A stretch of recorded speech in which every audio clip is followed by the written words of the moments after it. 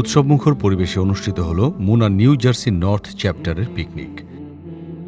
Muslim Umma of north America Muna New Jersey north চ্যাপ্টারের আয়োজনে ভ্যানসন পার্কে অনুষ্ঠিত হল এক ব্যতিক্রমী ও উৎসবমুখর কমিউনিটি পিকনিক।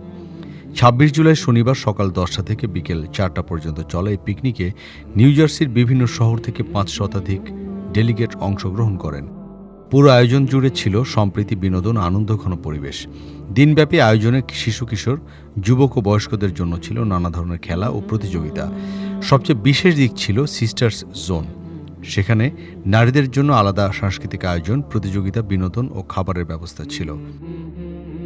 এতে নারীরা স্বাচ্ছন্দ্য ও আনন্দের সঙ্গে অংশগ্রহণ করেন।